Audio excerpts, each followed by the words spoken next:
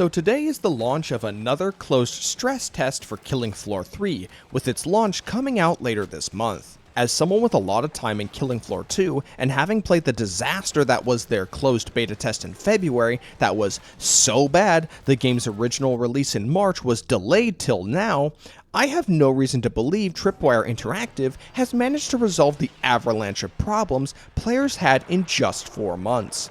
For anyone diving into that shit show today, I wish you the best of luck. You're gonna need it. What is this video about again? Oh yeah, people want a Buffalo Wild Wings in Huanglong.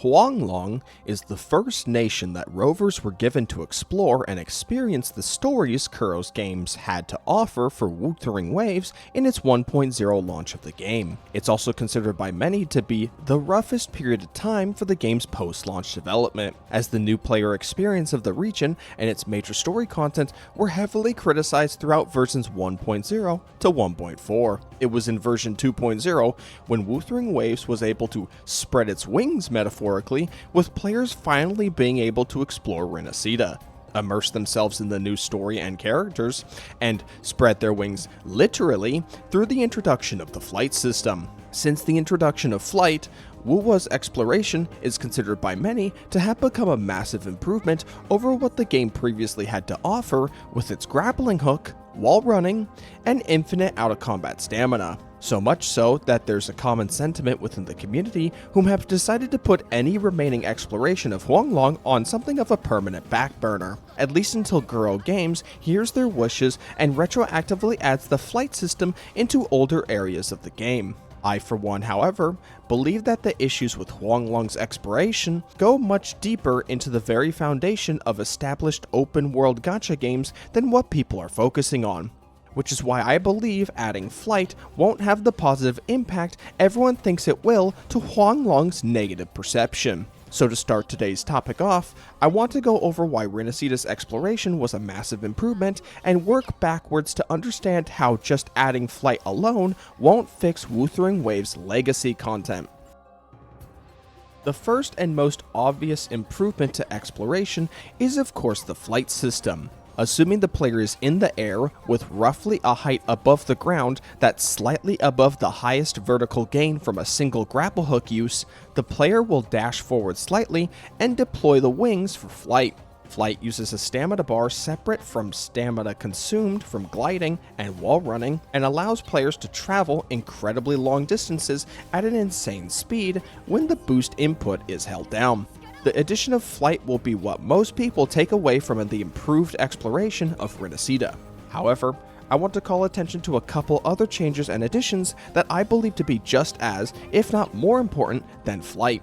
The second massive improvement over Huanglong was a reduction in the overall chest count, consolidating total asteroids gained from exploration by lowering the number of common chests floating up the map in favor of the more rare ones being more frequent across the map. It may not be obvious from a quick glance, but it is clear that there are far less chests to collect to get all the rewards when compared to the original zones of version 1.0, which was following the status quo of Genshin Impact's exploration with a focus on quantity over quality previously. To go along with that, many of them are found in designated treasure spots marked on the map with a zone denoting the range in which you can find them when the player approaches the area, further easing up on the process of clearing a zone of rewards. The last improvement players saw was the ability to track and locate activity-related chests. Rinascita, much like Huanglong, has its own set of unique activities ranging from puzzles and combat encounters that house higher quantities of rewards than the typical chest, all of which are tracked per region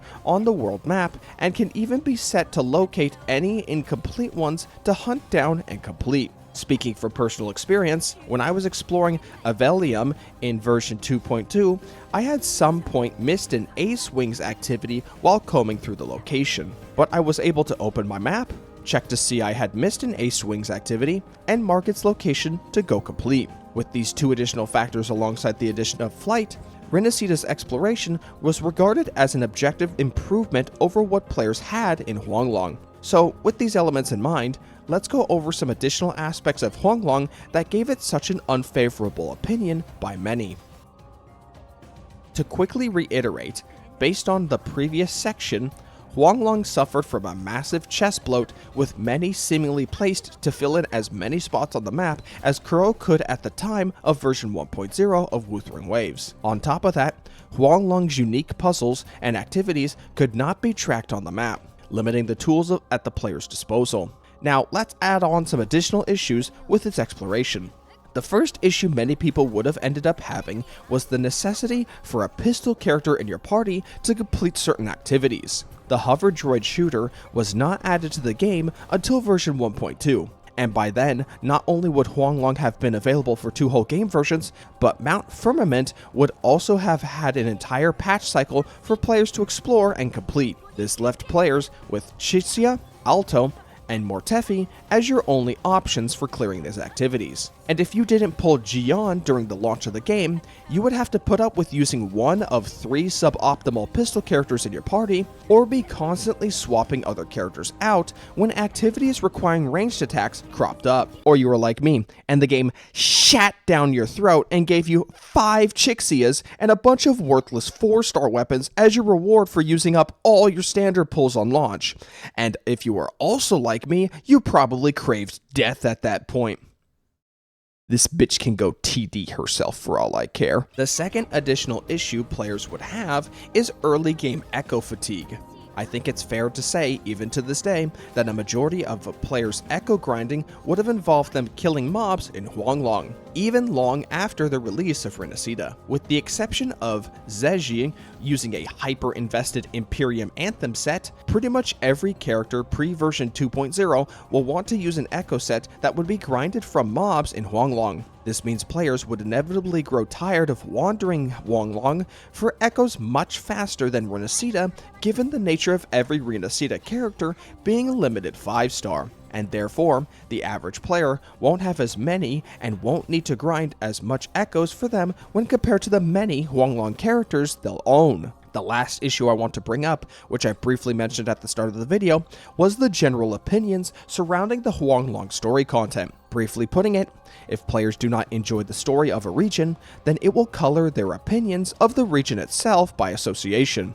No doubt the well-received story of Rinascita and its characters definitely helped to further prop up the appeal of the Land of Echoes to many players. The same thing cannot be said for Huanglong. So with the improvements of Rinascita and the shortcomings of Huanglong on the table, it should be clear why I believe simply adding the flight system to Huanglong won't suddenly fix all its problems. Giving players access to flying in an area where chests and enemy spawns for echo farming are placed so close to each other everywhere is just a redundant band-aid solution that will just result in players spending more time finding spots to take flight in a map with far less verticality options than it would have been for them to just walk to the next chest or enemy location. I can't believe I have to drive all the way to work on a Saturday.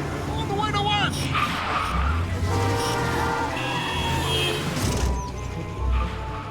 However, with that out of the way, there's an even greater cost to adding wings to Huanglong that I want to discuss that goes beyond the surface level that could have a negative ripple effect for the game's development going forward. Flight works in Rinascita because the region and its subsequent locations were designed with the player's access to flight in mind. Every area is designed with massive distances between major points of interest, wildly varying degrees of verticality, and a visual appeal that puts a greater focus on long-distance shots and scenarios over individual, more self-contained spaces. Areas in Huanglong, like the Dim Forest and the Tiger Maw Mine, retain their sense of scale because of how the player traverses these areas, and would suddenly become too small to accommodate flight if given to the player. Other areas, like the port city of Juju and Norfall Barrens, are unique to traverse because of the limitations the environment puts on the player and would be lost with the implementation of wings. Flight also won't suddenly make completing exploration of the region easier. It would debatably make completing the region harder in some cases, as now the player is moving too fast to spot missed chests or puzzles from a bird's eye view unless they land to check, and the sensor to locate nearby chests cannot even be used while actively flying, and that's even before we consider the player being low enough to the ground anyway for the sensor to reach the ground, much less effectively comb through it. Huanglong's exploration, when compared to Rinascita, is already unique in its own way by not having access to flight, as the players need to make use of their grapple hooks and wall running to traverse areas, which works in Huanglong as the environment was designed with most cliffs and rock formations being just the right elevation for a player to run up. By comparison, flight in Rinascita is almost a requirement with how high and distant many locations of the region are for traversal. This leads me into my main argument against retroactively adding wings to Huanglong. Adding flight to every location of the game will create an expectation in the player base to have access to flight at all times, including all future explorable regions, which will need to be created with flight in mind.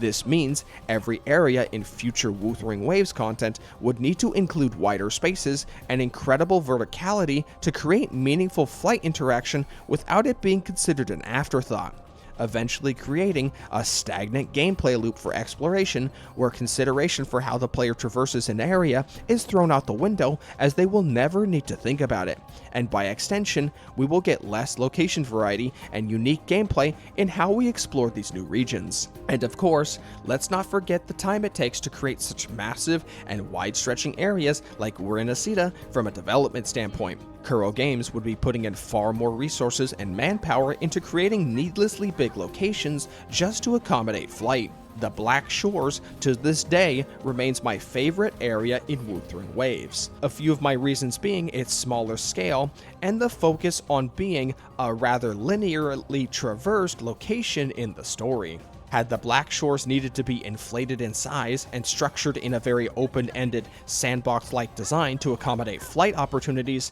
I truly believe it would do damage to what is supposed to be a very deliberate and unique experience for players. If Kuro Games wishes to improve Huanglong, the easiest way would be to simply implement the aforementioned quality of life improvements from Rinascita back into older regions to help players wrap up any leftover exploration they might have. Adding flight, and flight only, without any of the other improvements to exploration that contextualize and go hand in hand with flight would result in a band-aid solution that doesn't truly resolve the issues and has the risk of altering player expectations for WuWa to incorporate flight into every new area in the game going forward. And for me personally, I would rather see Kuro explore new, unique methods of exploration for other regions rather than taking what makes Rinascita so special and copy-pasting it everywhere until Rinascita is no longer special.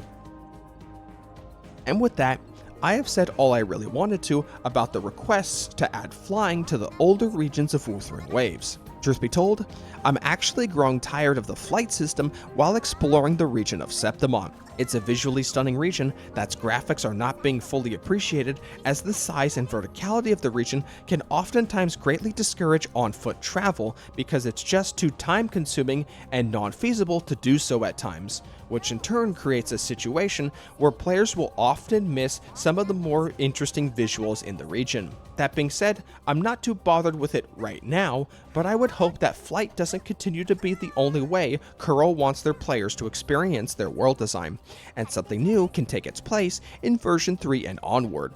But until then, this has been Arikado Zodan, and I'm clocking out.